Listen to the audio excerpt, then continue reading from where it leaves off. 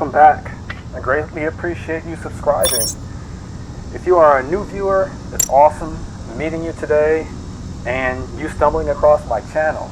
It means that the algorithm is working. This is my Open Bike Diary series where I visit parks, I talk about new mods I've added to the bike, and sometimes I talk about life. Today, we're going to be testing out new tires, a new 50 amp controller, and a couple other small and minor updates. Stick around and get comfortable. This will be fun. While to some, 5,000 miles might not sound like much until you consider riding for experience versus riding for necessity. I've been really fortunate to be able to step into this focus more as an enthusiast and would-be sport rider than anything else. Let's take a look at some of the upgrades and then we'll talk more about that. So firstly, you may notice that the back tire looks a little different. I wanted to get more balance and confidence while leaning into turns, so I just swapped out the low profile gravel tires with this motorcycle tire in the rear. That's a 120 by 70 17 tire. Let's go ahead and give it a quick test here with the new controller.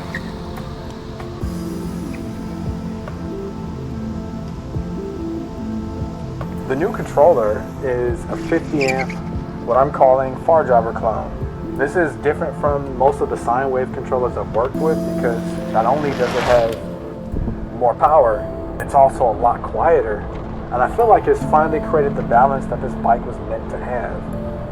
Ultimately, it has completely transformed how I ride in a good way, and I feel more confident on the roadways. Being able to transition in between terrains within a turf environment is very easy, and acceleration is very quick, at least for a bike that cruises at 40 miles an hour. So I've tested the temperatures, I've tested the torque, and I've tested the noise levels, and this right now is currently the best controller that I have worked with.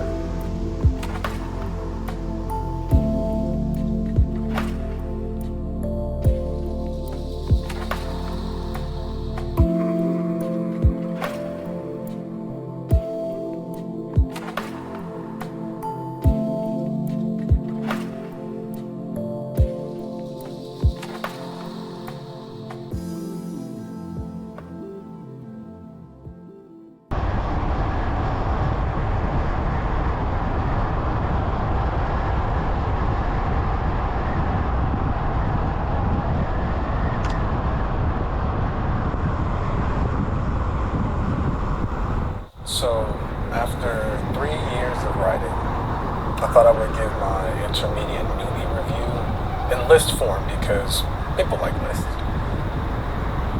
While I did mention, 5,000 miles might not really seem like that much to most.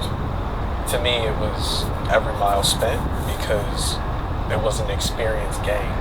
And I don't just mean riding. I'm talking about I've learned new things in engineering. I've learned how to install controllers, how to read the wire diagrams, how to solder. I learned how to weld to an extent. But the confidence to step into these new areas was motivated mostly because I had and still do have a strong passion for not just riding a bike, but working on it. But enough of that. Let's kind of talk about this list for a second. So here are basically the top 5 things I love and I hate to say it, dislike about e-biking. Let's see here. 1. Hills become fun instead of punishment. That's definitely a truth. Especially if you have a mid-drive kit, you're going to definitely notice that. But I can't say having dual motors has helped me because of the area I live in. But ultimately, being able to climb the hills and the steep grades transforms exhausting, boring routes into enjoyable rides where you can actually take in the scenery too. It definitely pulls away those limitations. Number 2, extended range opens up new adventures. You can explore farther distances and reach new destinations. You can even take longer routes or add spontaneous detours without worrying about having enough energy to get home. I'm about to be 42 now, and I can definitely say being able to get exercise in, but also have those moments where I can rely on the motors has opened up a level of freedom I honestly only dreamed about. This bike has really brought a kind of a youthful nature out of me again, and I'm grateful for that. Number 3, sweat-free commuting. Arriving at work or social events without being drenched in sweat, especially during hot weather or when you're wearing a lot of layers. Being able to have that motor and that pedal assist really does kind of keep you in that balanced state, And you can choose, I ride ambidextrous. I have, throttles on both sides, so I can relay the work to one motor versus the left versus the right, etc. I can kind of just pick and choose how I want that torque to work for me, and or limit it if I want to push my exercise further. So it just gives you more control. E-biking also keeps you riding when life gets busy. On days when you're tired and stressed or short on time, the motor assist means you still get out there instead of skipping the ride entirely. And number 5 of what I like about e-biking is riding with different fitness levels. You can keep up with faster friends or help slower riders stay with the group, making cycling more social and inclusive. Okay, now, the top 5 things I hate about e-biking. Range anxiety and battery management. Constantly monitoring your battery levels, planning routes around charging stations, or that sinking feeling you get when the battery dies mid-ride. Number 2, weight and awkwardness. Lifting a 50-pound bike onto car racks, carrying it upstairs, or maneuvering it in tight spaces becomes a real workout. And I ride a 145-pound bike, so, Number 3, theft magnet. E-bikes are expensive and attractive to thieves, creating constant anxiety around parking and security, plus higher insurance costs if you get the bike registered. The judgment and, quote, cheating comments you get from the purist cyclists who think you're not getting a, quote, real exercise, or that you're somehow taking shortcuts. I could actually go further with this. I have spent the past 3 years experiencing the community in many different aspects, from the extreme motorcyclists to the purist of the e-bike community who only ride foldable and 250 watt bikes.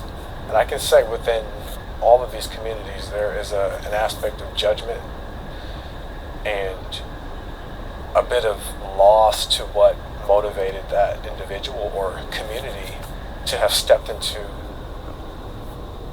a space where 2 wheels are really the focus. So I don't know what to say about that in summary, but it has definitely been a negative to the past 3-year experience, but it hasn't deterred me. I'll say that much.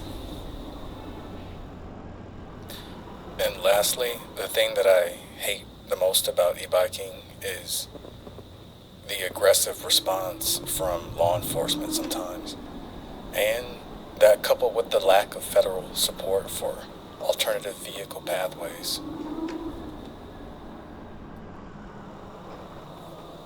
All in all, it has been an amazing 5,000 plus mile journey now, and I'm looking forward to where it's going to go from here. A couple of the things I'd like to maybe add to this bike. Definitely got to put new forks on it. I might put new shocks on the rear. And who knows? You know, pretty much every upgrade I've made on this bike has been at the service of balancing out the ride. And that really is not just about making the bike fast. That wasn't really the goal. It was being able to commute within a city area that has a variation on speed limits. You know, if I want to get into a 45-mile-an-hour lane, I have to make sure that I can go at least at that mile per hour or 5 above, just for safety. So, you know, I've enjoyed pushing this bike to its current balance, and more so stepping into a hobby and culture that has only added to my experience and knowledge base. Thanks for watching, guys.